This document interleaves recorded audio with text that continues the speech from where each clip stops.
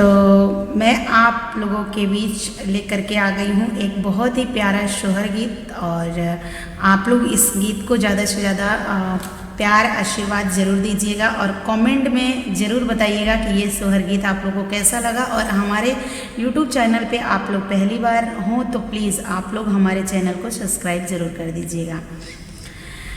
कवन सासु गूथल मथवा खोलेली, कवना सासु लोर पोछे हो। कवन सासु गूथल मथवा खोलेली, कवना सासु लोर पोछे हो। ए ललना कवन सासु बेनिया डोलावेली, बहुआ बड़ा दुख सहस हो। ए ललना कवन सासु बेनिया डोलावेली, बहुआ बड़ा दुख सहस हो।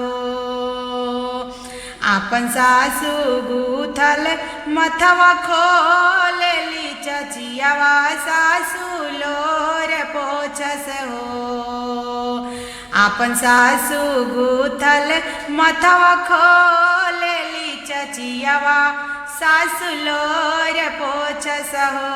ए ललनाय जिया सासु बेनिया डोलावेली, बहुआ बड़ा दुख सहस हो।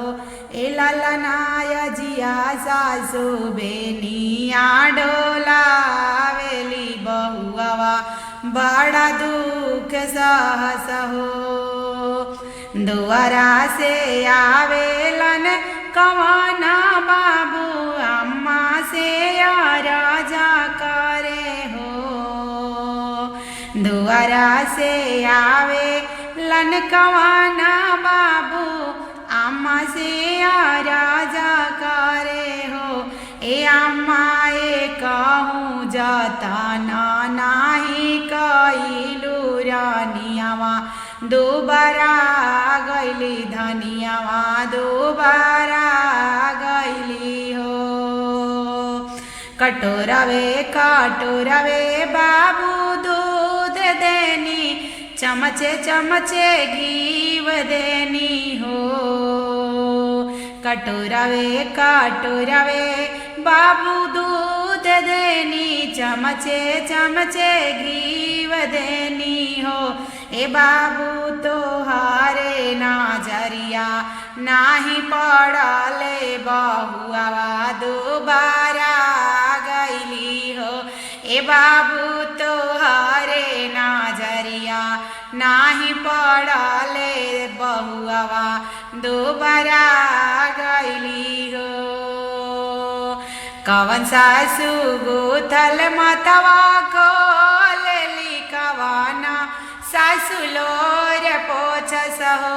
ए ललना कवन सासु बेनिया डोलावेली, बहुआ दोबारा गइली, बहुआ दोबारा